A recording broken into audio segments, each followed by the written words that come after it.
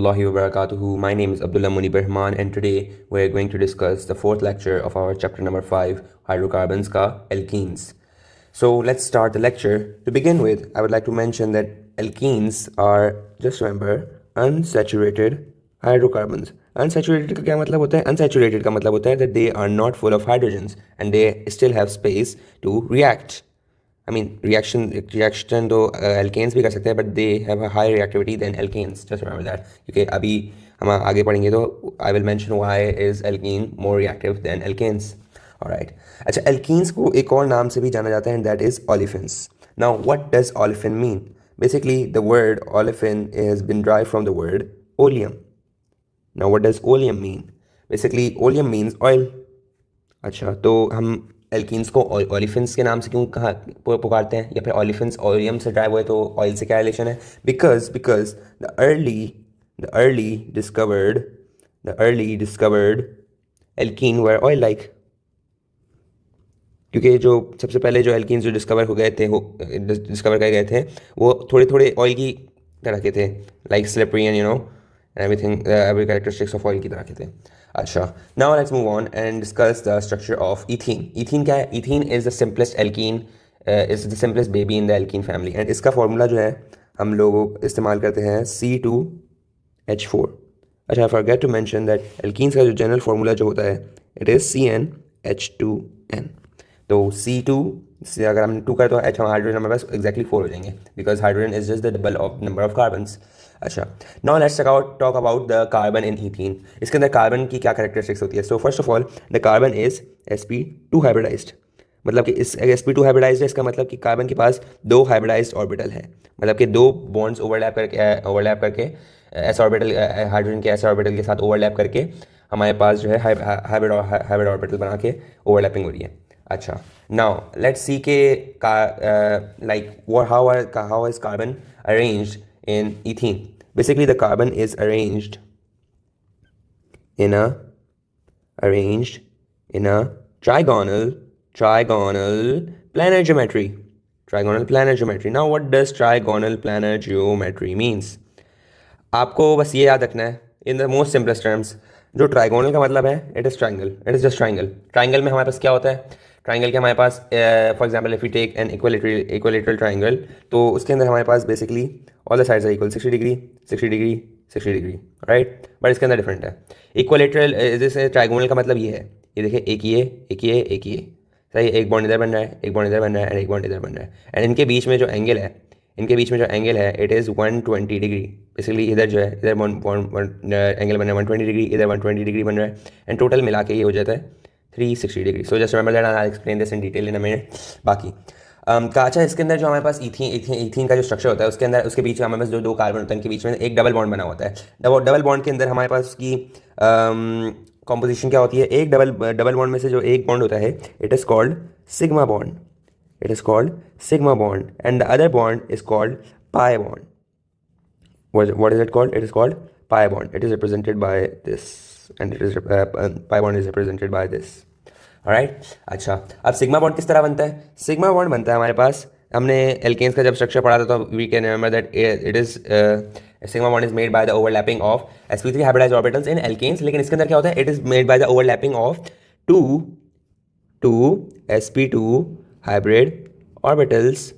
Alright, 2 sp2 hybrid orbitals. क्या मतलब sir? बेटा टेंशन लेने की जरूरत नहीं है.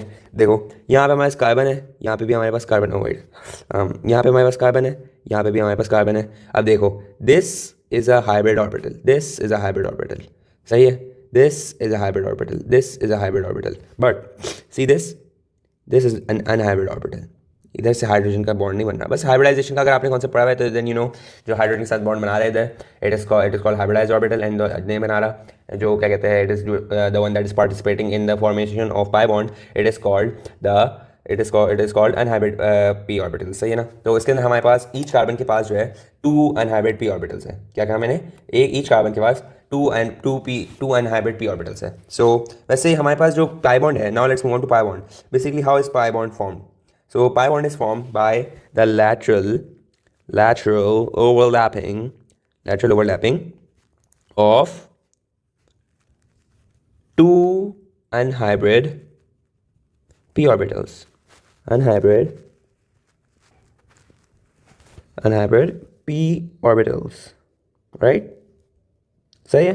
दो p unhybrid p orbitals जो है हमारे पास, ये मैंने अभी दिखाया आपको, these two, right? these two and these two. सही है. ये हमारे पास पैरेलली और लैटरली ओवरलैप करते हैं. लैटरली इन्होंने ओवरलैप करा and they form one pi bond. And यहाँ पे हमारे पास क्या कहते हैं, से दो sp2 hybrid orbitals, one of each carbon ने ओवरलैप करके एक सिग्मा बॉन्ड बना दिया. Right, understand? Right, so that's the concept for the structure of ethene. बाकी alright, I forgot to mention that क्या कहते हैं, हमारे पास the lateral overlapping of 200 hybrid p orbitals में हमारे पास one from each carbon होता है. one from each carbon मतलब कि एक कार्बन दो अनहाइब्रिड p orbitals को ओवरलैप करता है.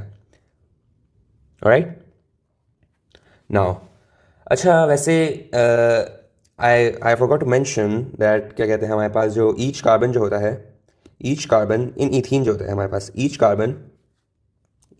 carbon is bonded with two hydrogens. क्या बोला मैंने? two hydrogens के साथ बॉन्डेड होता है. सो किस बॉन्ड के थ्रू? हमने ये तो डिसाइड किया, हमने ये तो कह दिया कि कार्बन जो है हमारे पास sp2 हाइब्रिड sp2 ऑर्बिटल्स को ओवरलैप करके एक सिग्मा बॉन्ड बना देते हैं. लेकिन sp2 हमारे पास कार्बन और हाइड्रोजन किस बॉन्ड से ओवरलैप करते हैं? दे overlap through sp2s overlapping and they form sigma bonding. सही है ना? Alright, understand? समझ में आया? Alright, now let's move on.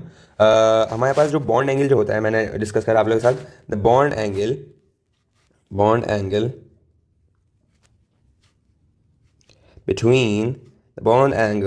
between the CH bond is 120 degree. alright, and sigma bond का जो हमारे पास बॉन्ड लेंथ जो होती है, बॉन्ड लेंथ हमारे पास ये बॉन्ड लेंथ होती है. Bond length is 1.34 Armstrong. 1.34 wait a second, 34 Armstrongs. इतनी इसकी बॉन्ड लेंथ होती है. मुझे आपको रट्टा पढ़वाने की कोई आदत नहीं है, बट आपको मानना पड़ेगा. सही है ना? So I can not do anything about that. अच्छा, एज आई डिस्कस कि यहाँ पे हमारे पास पाई बॉन्ड बनता है to lateral overlapping of unhybrid p orbitals, and यहाँ पे हमारे पास सिग्मा बॉन्ड बनता है to the overlapping of two sp2 hybrid orbitals of each carbon.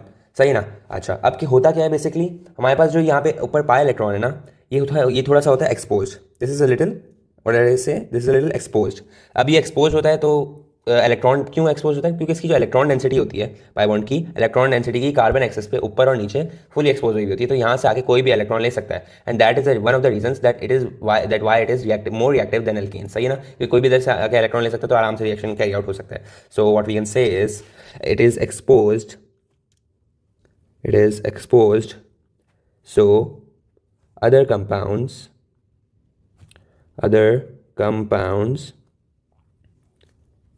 can snatch electrons. alright, समझ में आया? एंड अच्छा, by the way, pi bond हमारे पास होता ही क्यों है ऐसे इथीन के अंदर या एनी एल्कीन के अंदर? अब होता क्या है बेसिकली, यहाँ पे हमारे पास अगर मैं आपको मज़े में समझाने की कोशिश करूँ, just to fun way to remember, basically यहाँ हमारे पास दो अनहाइब्रिड p ऑर्बिटल्स हैं. सही, अब ये इसके बेसिकली कार्बन के हाथ है अनहाइब्रिड p ऑर्बिटल्स ना. अब इसको खोले रहने का दिल नहीं चाहता इनका. सही है ना? अब क्या होता है कि ये ना उनको बंद कर लें, कि अब इसका दिल चाहता है कि ये अपने हाथों को ना ऐसे खुला ना छोड़े अकेले, एंड इसको अपने ना हाथ ना दूसरे कार्बन के साथ ही मिला ले. सही है? तो अब इसको बहुत ही क्लोज होने का दिल चाहता है, तो ये क्या करता है, ये पाई बॉन्ड फॉर्म कर देता है. So this pi bond is just sort of an excuse to make it stable and don't make it feel awkward. तो वह दूसरे कार्बन के साथ हाथ मिला देता है. It is a fun way to remember it, but this is no chemistry logic, so that's how I remember it, and that's how you can as well. Acha, now we are going to move on to the next part of our lecture, which is the preparation of alkenes. कि हमारे पास alkenes prepare किस तरह होते हैं. हमारे पास alkenes के preparation में हमारे पास दो reactions हमारे पास included है. One is the dehydration of alcohols and the other is dehydrohalation of alkyl halides. So we'll start with dehydration of alcohols. अच्छा, मैं हर एक reaction के नीचे या तो डिहाइड्रेटिंग एजेंट उसका लिखूंगा, उसका या तो उसका टेम्परेचर लिखूंगा, या तो फिर मैं उसका कैटलिस्ट लिखूंगा, या तो मैं क्या कहते हैं उसकी हाइड्रेटिंग एजेंट भी लिख सकता हूँ. So let's start with the dehydration of alcohols. हमारे पास क्या होते हैं एल्कोहल्स में से? Basically the dehydration of alcohol is also known as removal of water from alcohol. Removal of water from alcohol. हम एल्कोहल में से अगर पानी निकाल ले, एक पानी का मॉलिक्यूल निकाल ले, तो हमारे पास क्या बन जाता है? एल्कीन बन जाता है. That is the simplest way I can put this reaction into words. लेकिन we have to explain understand the mechanism. Basically हम लोग क्या इस्तेमाल करते हैं इसके अंदर डिहाइड्रेटिंग एजेंट के तौर पे? We use concentrated H2SO4 and the temperature we use is 170 centigrade. सही है ना? अच्छा, now why do use concentrated sulphuric acid? अब ज़्यादातर बच्चे तो बस इसका रट्टा मार लेते हैं, कॉन्सेंट्रेटेड H2SO4 इस्तेमाल करा, डिहाइड्रेशन हुई और हमारे पास इथीन बन गया. नहीं, that is not how we understand things. We understand things conceptually.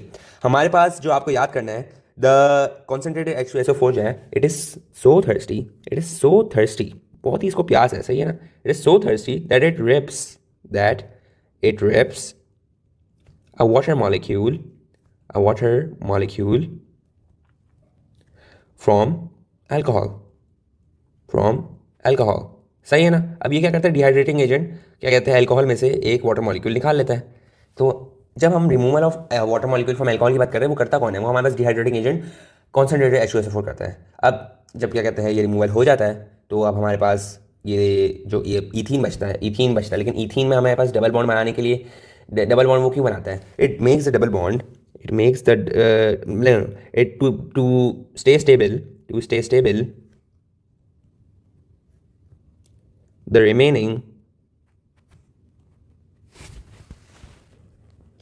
remaining carbon form a double bond. सही है, वो डबल बॉन्ड बना देते हैं.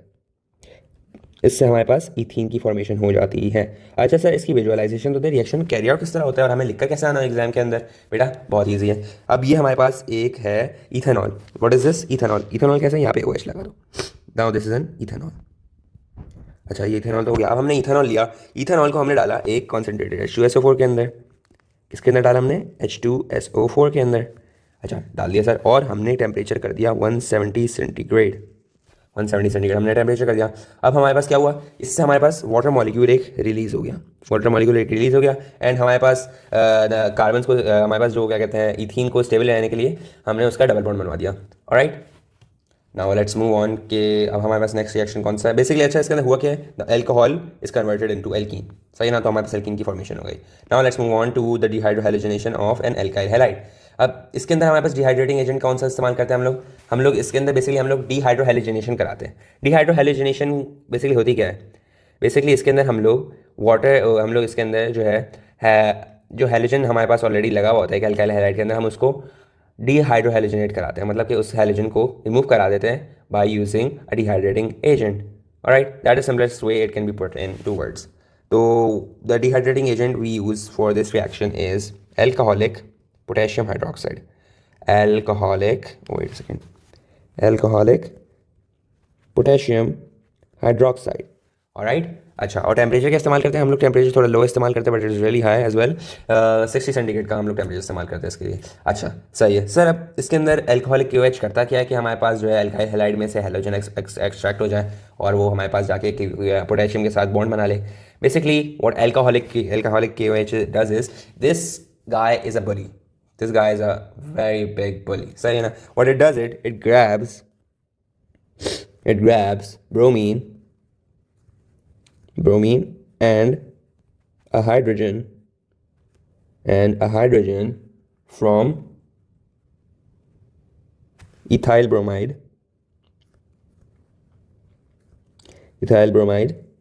and kicks them out. उनको निकाल देता है. अब जब उनको निकाल देता है, so what they do is basically वो जब निकाल देता है वो खुद ही उनको ले लेता है. क्या सर, क्या बोल रहे हैं आप? समझाता हूँ मैं, टेंशन नहीं जरूरत नहीं है. ऑलराइट, सो बेसिकली हमारे पास जो है इथाइल ब्रोमाइड है. सबसे पहले तो इथाइल ब्रोमाइड का हमारे पास स्ट्रक्चर कैसा होता है? इस तरह का होता है. This is called ethyl bromide.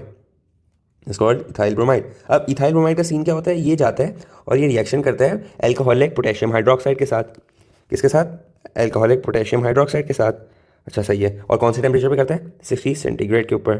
अच्छा सही है। अब ये क्या होता है जब ये KOH आता है, ये इनको इसको और ये इसको किक आउट कर देता है, एक हाइड्रोजन को और एक ब्रोमीन को किक आउट कर देता है। जब इसने किक आउट कर दिया इसको नहीं, इसको कर देता है, सही है, इसको किक आउट कर दिया। Alright, when it has kicked them out it takes them for itself, सही ना, और खुद ही ले लेता है वो कि एक जैसे ब्रोमीन है it makes a bond with potassium and hydrogen makes a bond with hydroxyl ion, सही है, और हाइड्रोक्सिलाइन के साथ क्या कहते हैं वो मिलके एक वाटर मॉलिक्यूल बना देता है। So what we have is right now is then what we have as a result हमारे पास क्या मिलता है, हमारे पास एक वाटर का मॉलिक्यूल बनता है और हमारे पास एक पोटेशियम ब्रोमाइड मिलता है। तो इसके अंदर हमारे पास साथ में इथीन की भी फॉर्मेशन हो जाती है, सही है ना। अब बेसिकली ये क्यों होती है, क्योंकि हमारे पास स्टेबल रहने के लिए हमारे पास डबल डबल बॉन्ड फॉर्म हो जाता है एंड इट बिकॉज बेसिकली अगर मैं मजे बात करूँ तो बेसिकली इसको थोड़ा ऑफर फील हो रहा है and just to feel a little just to fit in, ये हमारे अपना बॉन्ड डबल बॉन्ड बना देता है। Just that's a fun way to remember it. अच्छा बेसिकली हमारे पास क्या अंदर हुआ क्या है, एल्काइल हैलाइड था हमारे पास, it turn into an alkene, हमारे पास एक एल्कीन प्रिपेयर हो गया। Alright, that it's very simple. So that's how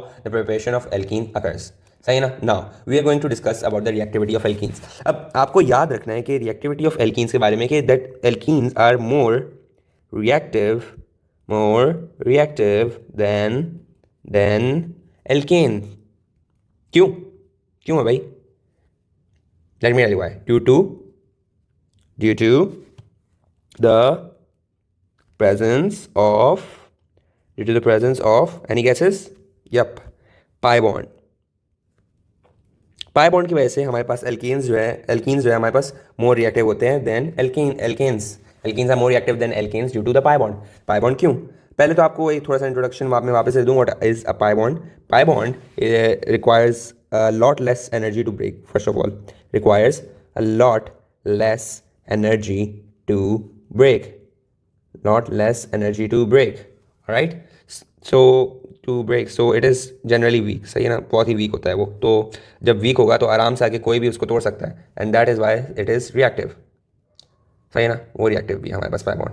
अच्छा पाई बॉन्ड जो है बेसिकली ये हमारे पास कार्बन एक्सेस के अबव होता है एंड बिलो होता है। सो बेसिकली और पाई बॉन्ड के अंदर सबसे ज़्यादा इलेक्ट्रॉन डेंसिटी होती है, सही ना। तो ये जितना मैंने आपको बताया था कि इधर जो है हमारे पास पाई बॉन्ड इज एक्सपोज हुआ होता है। सो हमारे पास अगर कोई इलेक्ट्रोफाइल आए, electrophile is an electron loving species. तो अगर कोई इलेक्ट्रोफाइल आए तो जैसे किसी एल्कीन के पास आएगा वो देखेगा कि ऊपर इलेक्ट्रॉन्स एक्सपोज हुए हैं, तो उधर से आके वो उनको क्या कहते हैं छीन लेगा, सही है ना। And that is why it is more reactive. Alkenes are more reactive क्योंकि इनके पास पाई बॉन्ड होता है। पाई बॉन्ड जब हमारे पास कार्बन एक्सेस के अबव एंड बिलो लगा होता है तो इलेक्ट्रोफाइल आके उसके ऊपर अटैक करता है and because it is attacking on alkenes that means it is reactive. So what we can write is electron density is distributed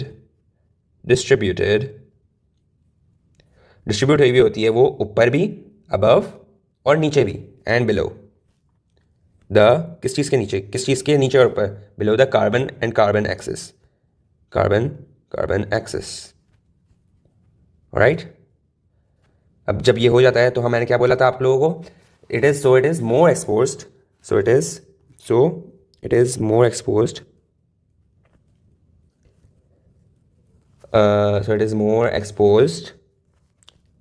to an electrophile,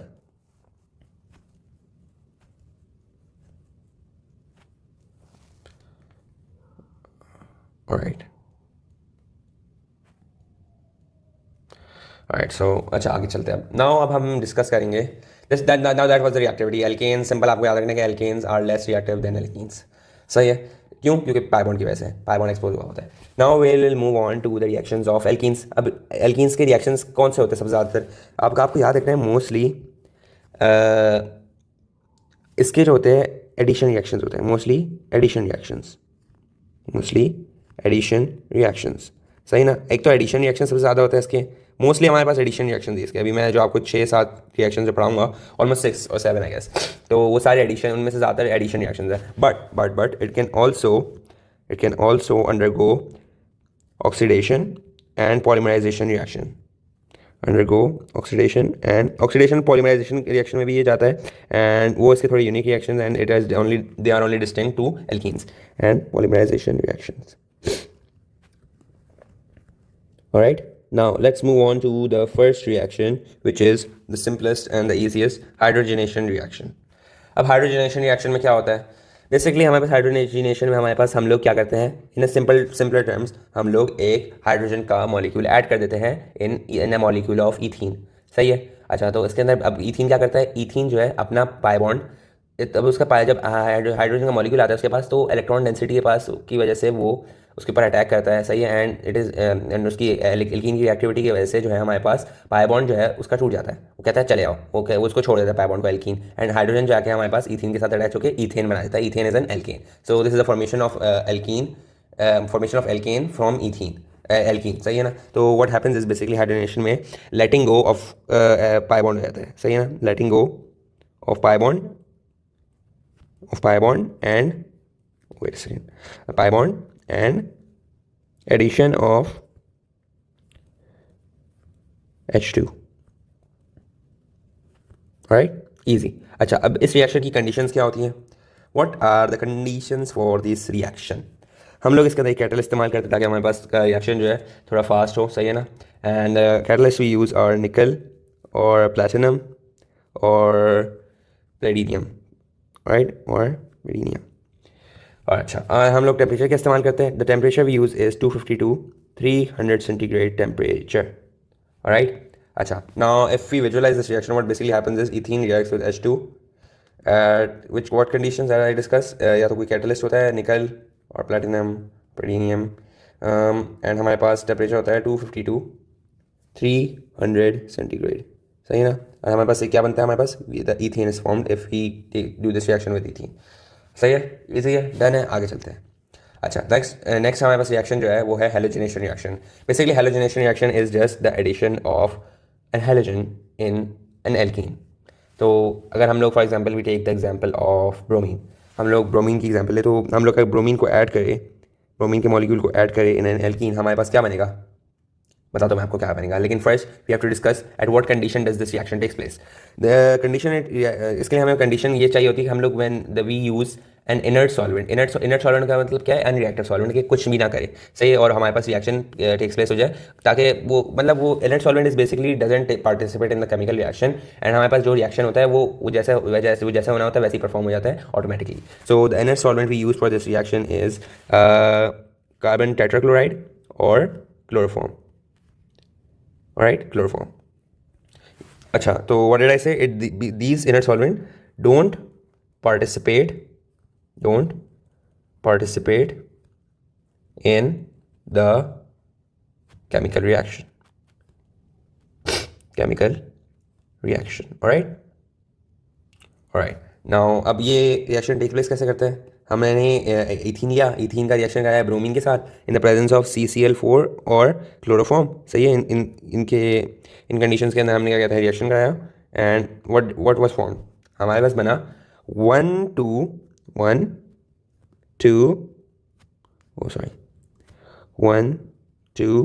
die bromo ethane. समझ में आया क्या बना हमारे पास, 1,2 डाई ब्रोमो इथेन। सिंपल, बहुत ही simple सा reaction है। आपको समझ में आ गया हमने इनर्ट सॉल्वेंट क्यों इस्तेमाल करा, बिकॉज हम चाहते नहीं थे कोई सा क्या कहते हैं हमारे पास जो इंटरमीडिएट है वो किसी भी रिएक्शन में पार्टिसिपेट करे, तो हमारे पास जो प्रोडक्ट वैसे ही बना था वो बन गया हमारे पास। सही है। एंड अच्छा, one more thing, this compound 1,2 dibromoethane is used as a pesticide. Pesticide क्या होता है, बेसिकली पेस्ट वगैरह को किल करने के लिए हमारे पास जो हम लोग इस्तेमाल करते हैं, that is called pesticide, and it is also use as and soil fumigant के भी तौर पर भी हम लोग इसको इस्तेमाल करते हैं सॉइल को की फ्यूमिगेशन कराने के लिए, राइट, अंडरस्टूड। अच्छा, now we will move on to hydro halogenation reaction. अब इसके अंदर क्या होता है, हमारे पास बेसिकली हाइड्रो का मतलब होता है इसका, this is a mixture of hydrogenation and halogenation reaction. हमारे पास क्या होता है इसके अंदर हाइड्रोजनेशन भी हो रही होती है, आधी हाइड्रोजनेशन हो रही होती है और आधी हेलोजनेशन हो रही होती है। In this case we can discuss the case of bromine and hydrogen, तो HBr, this is basically hydrogen acid if you ask me in similar terms. अच्छा, इथेन जो है इसके अंदर, जस्ट रिमेंबर अभी के लिए अभी बाद में काम आएगा, this ethene is a symmetrical alkene. अभी सही है, ethene is a symmetrical alkene. अब सारे एल्कीन सिमेट्रिकल नहीं होते, बस आप अभी इस बात को याद रखें, because the next part of this topic is regarding this thing just that I just told you guys. अच्छा, तो हमारे पास जब इथीन HBr के साथ रिएक्शन करेगा, what will happen is basically हमारे पास ये H है इधर आ जाएगा, एंड बी आर जो है हमारे पास, ओ सॉरी एच जो है हमारे पास यहाँ पे आ जाएगा एंड बी आर हमारे पास यहाँ पे आ जाएगा. And so what will be formed, what will be formed? We will get CH2, CH3, CH3, oh sorry, wrong color, CH3, CH2 and bromine. Now what is this called? This is called ethyl bromide. Ethyl bromide. You know what we just did? This is the opposite reaction of the preparation we just did here. Dehydrohalogenation of an alkyl halide को हमने उल्टा कर दिया इसके अंदर. सही है, इसके अंदर हमने डिहाइड्रोहाइलोजेनेशन के लिए अल्कोहलिक कीवर्ड इस्तेमाल करा था एंड इसके अंदर हमने हाइड्रोहाइलोजेनेशन के लिए हमने इस पूरे रिएक्शन को ऑपोजिट कर दिया. सही है, so that's easy for you guys to understand and it's good.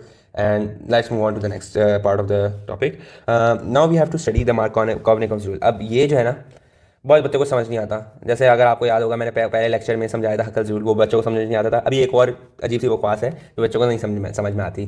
So to summarize this whole Markovnikov's rule, I would just say the rich in hydrogen gets richer.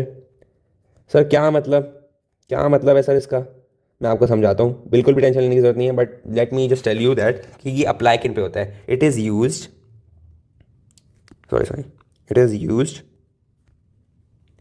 when unsymmetrical alkenes undergo addition reaction. जब हमारे पास unsymmetrical alkenes addition reactions के से go through करते हैं तो हम लोग मार्कोवनिकोव्स रूल को इस्तेमाल करते हैं to observe the distribution of negative part of the molecule and the hydrogen of the molecule. अच्छा, अब इसके अंदर हमारे पास दो चीज़ें होती है. मैंने अभी यहाँ से हिसाब से डिस्कस करा. एक होता है हाइड्रोजन और एक होता है नेगेटिव पार्ट. सही, नेगेटिव पार्ट में हमारे पास हाइड्रोजन आ जाता है. अब हमारे पास बेसिकली सिंपल टर्म्स में हमारे पास ये होता है कि for example let me show you guys, this is a unsymmetrical alkene. अब मैंने इसका रिएक्शन करा दिया HBr के साथ. सही है ना. अब HBr के साथ मैंने जब रिएक्शन कराया तो मैंने क्या बोला था, rich in hydrogen gas richer. अब आपको याद रखना है कि हाइड्रोजन जो है, हाइड्रोजन अटैक्स वेयर, कहाँ अटैक करेगा ये? Hydrogen attacks where more hydrogen. जिधर ज़्यादा हाइड्रोजन है ये उधर ही अटैक करेगा. एंड नेगेटिव पार्ट कहाँ अटैक करेगा? वे attack where less hydrogen. Negative part will always attack where there is less hydrogen. Alright, understood. अच्छा, अब मैंने आपको ये बात बता दी. Now you guys will be able to do this reaction. अब हमारे पास हाइड्रोजन है ये. सही, ये हमारे पास हाइड्रोजन है. ये कहाँ अटैक करेगा? सबसे ज़्यादा हाइड्रोजन किधर है? सबसे ज़्यादा हाइड्रोजन इधर है. सही ना, यहाँ पे तो फुल है लेकिन यहाँ पे सबसे ज़्यादा हाइड्रोजन, तो it will attack here. And सबसे कम हाइड्रोजन किधर है? इधर है, तो ये इधर अटैक करेगा. Alright, understood. तो हमारे पास क्या हो जाएगा? H इधर आ गया तो हमारे पास यहाँ पे CH3 हो जाएगा. सही है. एंड हमारे पास ब्रोमीन जो है यहाँ पे अटैक कर देगा तो हमारे पास यहाँ पे ब्रोमीन आ जाएगा. So what is this called? This is called 2-bromopropane. Right. And अच्छा, यहाँ पे जब हमारे पास मार्कोवनिकोव्स रूल फॉलो नहीं हो तो सिंपल सी बात है, हमारे पास यहाँ पे भी ब्रोमीन लग जाएगा. लेकिन ये तब होता है जब हमारे पास माइनर प्रोडक्ट फॉर्म हो रहा होता है. अभी हमारे पास जो ऊपर हमने जो मार्कोवनिकोव्स रूल जो फॉलो करा है जिसके अंदर it forms the major product. And हमारे पास यही सबसे ज़्यादा क्या कहते हैं प्रोड्यूस होता है, फॉर्म होता है. सही है. तो अगर आपको ये समझ में आ गया, now we will move on to the wait, you guys just need to know कि इसका हमारे पास reactivity order of halogen acid क्या होता है. This is the reactivity of halogen acid. Basically अगर आपने हेलोजन्स के साइड ट्रेंड्स पढ़े हुए तो you guys would easily be able to memorize this. सबसे हमारे पास जो स्ट्रॉन्गेस्ट होता है वो हाइड्रोजन आयोडाइड हमारे पास सबसे स्ट्रॉन्गेस्ट हेलोजन एसिड होता है. And the weakest is hydrogen fluoride. अच्छा, सही है. अब आगे चलते हैं. Now we are going to discuss the hydration reaction. सही है ना. हाइड्रेशन हम किसकी करेंगे? हाइड्रेशन करेंगे हम एल्कीन की. हाइड्रेशन एल्कीन की क्या मतलब करेंगे? हम इसके अंदर H2O ऐड कर देंगे. सिंपल सी बात है, H2O वुड बी एडेड. सही ना. It is the addition of water in alkene. अच्छा, अब ये किससे होता है हमारे पास? This is carried out through acid catalysis. सही ना. हम लोग एसिड इस्तेमाल करते हैं जो कि हमारे पास कैटालाइज कराते हैं इस रिएक्शन को. So it is use through acid catalysis. अच्छा, कौन सा एसिड इस्तेमाल होता है इसके अंदर हम लोग इस्तेमाल करते हैं H2SO4. कौन सा? Sulphuric acid. सल्फ्यूरिक एसिड इस्तेमाल करते हैं। और हम लोग टेम्परेचर कितना यूज़ करते हैं इसके अंदर हम लोग टेम्परेचर यूज़ करते हैं 100 सेंटीग्रेड। अच्छा, मुझे आप लोग रट्टा पाने का बिल्कुल भी शौक नहीं है, लेकिन ये टेम्परेचर आपको ये dehydrating agents and dehydrating agents सारे आपको याद करना है। अच्छा, ये डिहाइड्रेटिंग एजेंट नहीं, हाइड्रेटिंग एजेंट है, just remember that, I think I made a mistake here. तो this is an hydrating agent, सही है ना। अच्छा, एल्कीन्स के अंदर होता है कि हमारे पास जब हाइड्रेशन करते हैं तो हमारे पास एक एल्कोहल हो जाता है, तो हम लोग we will add this is an ethene and हमने इसके अंदर ऐड करा H2O, तो हमारे पास क्या हुआ, हमारे पास क्या हुआ, वी फॉर्म्स एन एथेनॉल, हमने एक एथेनॉल बना लिया। कैसे सर? भाई देखो, दिस इज अ वाटर, सही है ना, दिस इज वाटर। OH जो है हमारे पास, अभी नहीं, वेट अ सेकेंड, ये हमारे पास किधर गया, H हमारे पास चला गया इधर एंड OH आ गया हमारे पास इधर, सही है, समझ में आया, समझ में आया। सो हमारे पास क्या बन गया, ethanol, right. So it's that easy. बाकी if you guys notice that this is just the reverse reaction of the first reaction we did in this lecture, remember this is the reaction we did in the starting, dehydration of alcohols. उसके अंदर हमने H2SO4 as a dehydrating agent, concentrated H2SO4 as a dehydrating agent इस्तेमाल करा था। इसके अंदर हमने sulphuric acid as ये जो हाइड्रेशन का जो रिएक्शन है, इसके अंदर हमने सल्फ्यूरिक एसिड को इस्तेमाल करा है through for acid catalysis and at a lower temperature. वो था हमारे पास 170 सेंटीग्रेड के ऊपर, ये था हमारे पास 100 सेंटीग्रेड के ऊपर, सही ना। And this reaction we formed alcohol by hydration, सही है। अच्छा, now we will move on to the next reaction of our topic which is also called halo hydration. अब इसके अंदर हेलो का क्या मतलब है, I want to know what does the halo mean. Halo means halogen, hydration का मतलब water, water add करना, सही है। अच्छा, सो व्हाट इसको हम लोग सिंपल टर्म में क्या लिख सकते हैं, इसके अंदर basically halogen reacts with alkene, alkene के साथ रिएक्ट करता है ये in the presence of water. अच्छा, अगर आप बुक में देखेंगे ना इस रिएक्शन को, मुझे लगता है बुक के अंदर ही थोड़ा गलत लिखा हुआ है। मतलब मैं हमेशा से इस रिएक्शन में बहुत कंफ्यूज रहा हूँ। क्यों? क्योंकि इसके अंदर लिखा हुआ है कि addition of bromine of halogen and water. मुझे लगता है इनको सिर्फ हेलोजन लिखना चाहिए था एंड वाटर को इनको एज अ रिएक्टिव सॉल्वेंट लिखना चाहिए था, क्योंकि मैंने बाकी बोर्ड्स की बुक भी पढ़ी है एंड उधर इसी तरह ही लिखा हुआ है that water acts as a reactive solvent, as a reactive solvent, सही ना। रिएक्टिव सॉल्वेंट का क्या मतलब, कोई टेंशन की बात नहीं, अभी समझाता हूँ मैं रिएक्टिव सॉल्वेंट क्या होता है। But first we I need you guys to know that ये जो रिएक्शन होता है इसके अंदर हम ज़्यादातर जो है ब्रोमीन के साथ रिएक्शन कराते हैं, सही है। तो हम लोग ब्रोमीन के साथ सबसे ज़्यादा रिएक्शन कराते हैं and so that's why for that reason it is used as a confirmatory, wait a second, it is used as a confirmatory test for alkene. अच्छा सर, कैसे कंफर्म होगा कि ये एल्कीन है? अच्छा सही है, मैं आपको समझाता हूँ। अभी यहाँ पहले हम लोग रिएक्शन डिस्कस करेंगे और उसके बाद मैं समझाऊंगा ये कन्फर्मेटरी टेस्ट किस तरह है। अच्छा, अब हमारे पास है इथीन।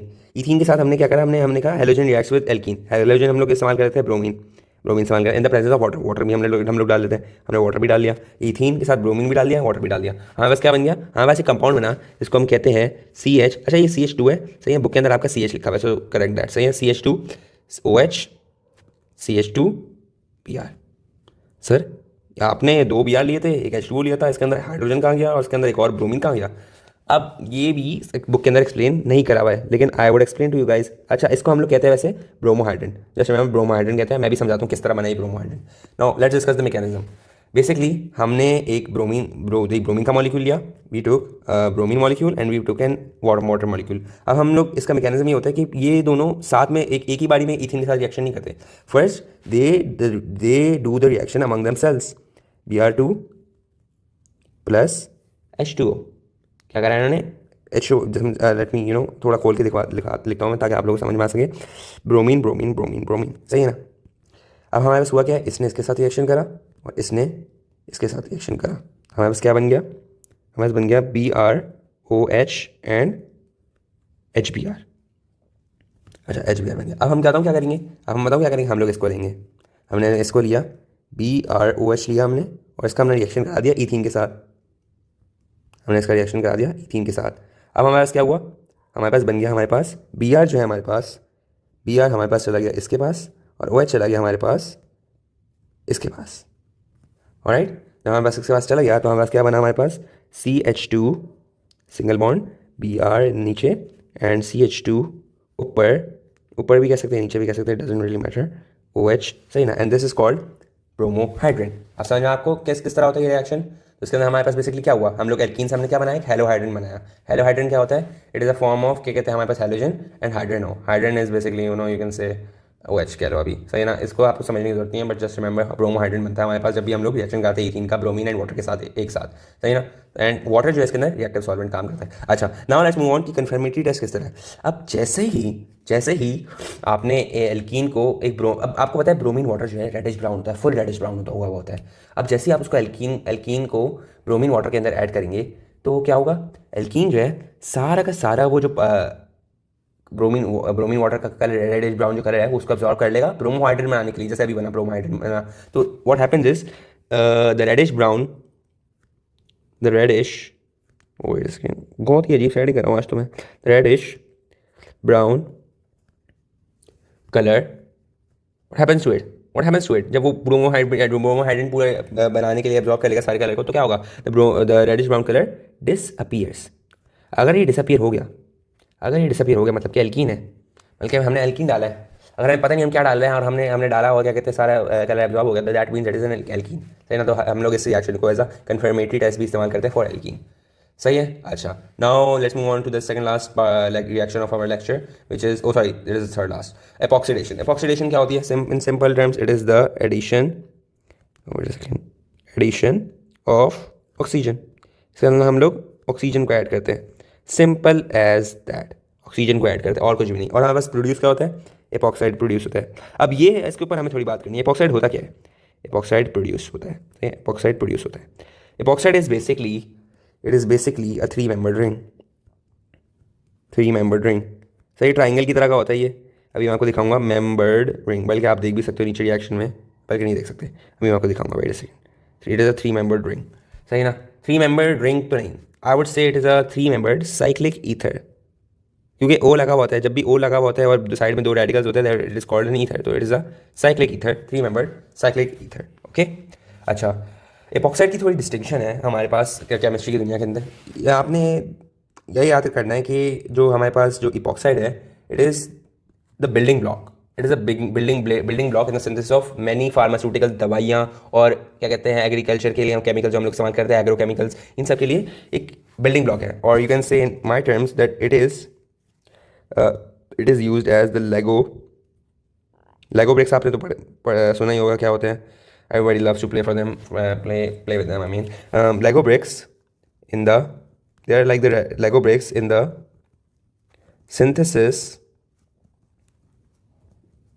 of pharmaceuticals, दवाइयों के लिए हमारे पास ये बिल्डिंग ब्लॉक्स है, फार्मास्यूटिकल्स एंड एग्रोकेमिकल्स, एग्रीकल्चर के केमिकल्स के लिए हमारे पास ये एक बिल्डिंग ब्लॉक है, या लेगो ब्रिक्स भी कह सकते हैं आप। अच्छा, और क्या है इसकी डिस्टिंक्शन है, और इसकी डिस्टिंक्शन ये है कि it is used as an intermediate, it is an important intermediate in the production of polymers तो आपको पता है क्या होता है, पॉलीथीन, ये सब वगैरह पॉलीमर्स ही होते हैं हमारे पास। एंड सर्फेक्सेंट आपको पता होगा क्या होता है, if you guys have studied respiration in of alveoli के अंदर हमारे पास सर्फेक्सेंट होता है, यू नो। सो अगर आपने सही से पढ़ा हुआ है, you guys might know what that is. अच्छा, नाउ लेट्स डिस्कस कि एपॉक्सीडेशन होती कैसे। ये हमारे पास ईथीन का मॉलिक्यूल है, इसके अंदर हमने ऐड कर दिया और एक ऑक्सीजन का एटम हमने ऐड कर दिया in the presence of what, parasitic acid ये है CH2C OOH। और हमने टेम्परेचर कौन सा इस्तेमाल करा, हम लोग टेम्परेचर इस्तेमाल कर रहे हैं 100 centigrade. So what is this called, this is called parasitic acid. अब पैरासिटिक एसिड का काम क्या है, इसका ही सारा काम है ऑक्सीडेशन में, और किसी और चीज़ का काम ही नहीं है, What does this do? What does parasitic acid do? It is basically the oxygen delivering service provider. मतलब ये ऑक्सीजन दिलवाता है, सही है ना। मतलब यहाँ से इसने पैरासिटिक एसिड ने यहाँ से ऑक्सीजन ली और यहाँ पे डाल दी, समझ में आया। अच्छा, तो ये किस तरह होगा, ये होगा इस तरह, यहाँ हमारे पास क्या है, this is called N epoxide. अच्छा, अब एपॉक्साइड ना थोड़ा सा बस आप लोग याद रखिए, it is not a lot unstable but it is a bit stable, थोड़ा सा अनस्टेबल है ये, सही है, थोड़ा सा it is a bit unstable, मतलब ये थोड़ा सा it can may be decompose और एनीथिंग लाइक दैट। अच्छा, अब ऑक्सीजन जो होता है ये just remember I am trying to make it fun. आप लोग, मुझे लग रहा है लेक्चर बहुत बोरिंग हो गया अब तक, तो ऑलमोस्ट 40 मिनट हो चुके हैं, और 50 मिनट्स हो चुके हैं, सॉरी। बेसिकली जो हमारे पास ऑक्सीजन होता है, it holds hands with both carbon, सही है ना। ऑक्सीजन क्या काम करता है, बस इसको दिल चाहता है कि ये खाली ना हो, सही ना, इसके साथ में ये लाइक एक कार्बन के साथ ना हो, ये चाहता है कि ये दोनों कार्बन के साथ हो। जब ये दोनों कार्बन के साथ होगा then it would feel happy, so it holds hands. पता नहीं, शायद मेरे ख्याल में ऑक्सीजन बहुत ज़्यादा रोमांटिक है यार, क्या मसला है। खैर, जो भी मसला है, हमें उसका कोई लेना देना नहीं, हमें बस कॉन्सेप्ट लेके आगे बढ़ना है। Alright, so it loves to hold hands with both carbons. Alright, now let's move on to the second last reaction of this topic, which is also known as ozonolysis. Ozonolysis में क्या होता है? In simpler terms, it is a cleavage. It is a cleavage of an alkene or an alkyne, or an alkyne by what? By ozone. Ozone क्या है? Ozone भी एक molecule है, एक कंपाउंड भी कह सकते हैं आप, whatever you guys want to call it. I think it's a molecule, I don't know for exactly, you guys can google it. Basically अब हम लोग क्या इसका रिएक्शन कराते हैं एल्कीन और एल्काइन के साथ, और हमारे पास एक इंटरमीडिएट बनता है विच is called N ozonide, and ozonide से फिर हम लोग इसका एक रिएक्शन कराते हैं रिड्यूसिंग एजेंट के साथ विच इज कॉल्ड जिंक, एंड हमारे पास जिंक से हमारे पास क्या कहते हैं, जो basically what zinc does is it cleans up the mess of the ozonide, and उसको एक हमारे पास कंपाउंड में क्रिएट करता है विच इज कॉल्ड फॉर्मेल्डिहाइड, सही ना। अच्छा, बहुत लंबी कहानी बता दी मैंने आपको, आप समझाता हूँ क्या हो रहा है। The reducing agent we use in this reaction is called zinc. What is it called? It is called zinc. Right, zinc इस्तेमाल करते हैं। अच्छा, अब इसके अंदर मैंने आपको क्या बताया, क्या फॉर्म होता है इसके अंदर, हमारा फॉर्म होता है एक intermediate which is called an ozonoid. Ozonide, सही है ना, ओजोनाइड होता है या ओजोनॉइड होता है, I don't remember the spelling as well. तो ozonide, I am just gonna write ozonide, ozonide. अच्छा, सही है, ओजोनाइड इज फॉर्म। अब ओजोनाइड क्या होता है? ओजोनाइड हमारे पास होता है एक 5 मेंबर्ड रिंग। अब मैंने आपको बताया था epoxide is a 3 membered ring, this is N 5 membered ring, a 5 membered ring, alright, is a 5 membered ring. अच्छा, अब ये भी ना थोड़ा अनस्टेबल होता है, थोड़ा अनस्टेबल नहीं, कुछ ज़्यादा ही अनस्टेबल होता है। This is unstable. अब ये अनस्टेबल होता है, तो इट क्विकली decomposes